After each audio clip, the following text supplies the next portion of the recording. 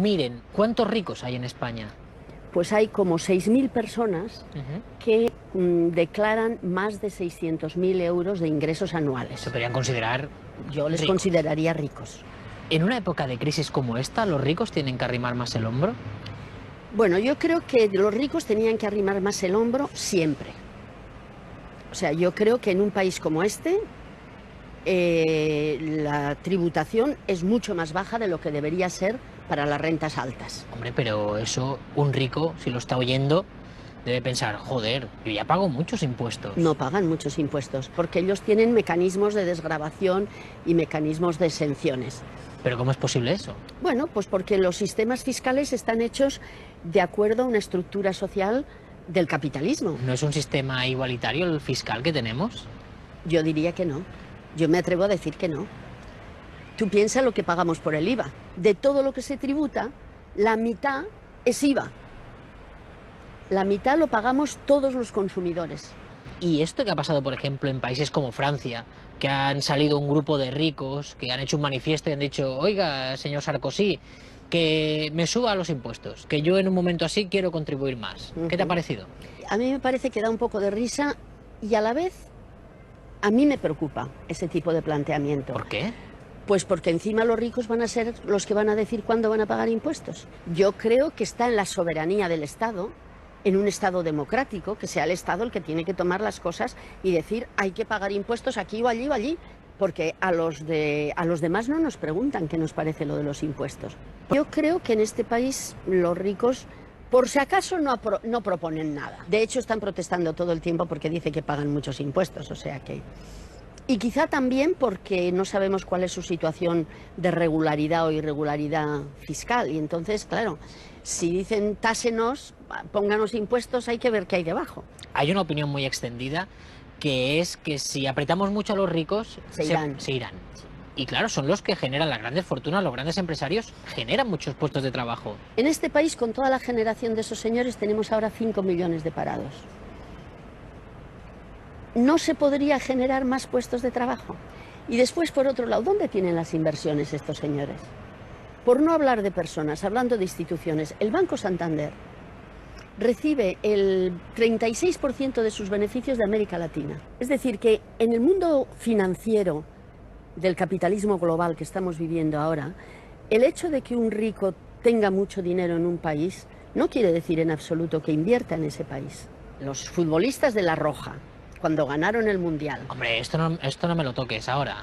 No, lo siento, hay que tocarlo. Esto es la alegría más grande que ha tenido este país en los últimos tiempos. Bueno, pero eso no les quita de pagar impuestos. Y estos cobraron cada uno la módica suma de 600.000 euros de prima. Y en vez de tributar por ellos, donde es La Roja, que es el Estado español, quisieron tributar en Sudáfrica. Porque se tributa mucho menos. Pero también para contribuir a Sudáfrica. A Sudáfrica, ya. Pero el Mundial no lo toquéis, los economistas de izquierda. ¿Por qué no? El Mundial no. Yo creo que hay que tocar todo lo que es tocable. Y que unos señores que no solo ganan esos 600.000 euros, ganan muchísimo más, bueno, podían ser patriotas y decir, mira, vamos corriendo a tributar en el Estado español, que también hace mucha falta. Miremos a la realidad. En el Estado español tenemos 5 millones de parados, 20% de pobres, toda la población asustada porque tiene miedo de qué va a pasar con su puesto de trabajo. Pero a pesar de todo, los grandes capitales financieros vuelven a tener beneficios.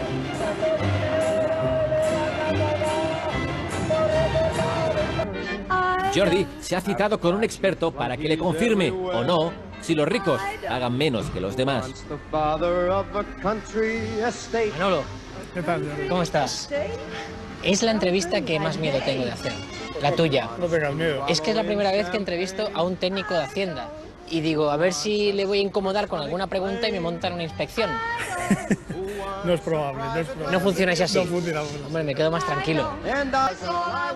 ¿Es verdad que en España en los últimos años se han bajado los impuestos? Sí, ¿Quién se ha beneficiado más de la bajada de impuestos en España? lógicamente los ricos. Sí, ¿por qué? Sí, porque son los ricos los que tienen grandes rendimientos del capital. Frente a la nómina, que sería el rendimiento del trabajo, hay otra cosa que son los rendimientos del capital. y esos rendimientos del capital están menos gravados. Pongamos un ejemplo. Pensar una renta de 600.000 euros anuales, que es mucho, y que su origen, el origen de la renta, es una actividad especulativa, por ejemplo. Bueno. Eso se le gravaría simplemente a un 21%. Frente a eso, tendríamos un asalariado o el empresario que tiene una actividad empresarial. Esto, que imagínate gana la mitad simplemente. 300.000 euros. 300.000 euros. Y a esto se le aplicaría un tipo de gravamen del 30%. Ganando menos, con su nómina, con su rendimiento del trabajo. Así es.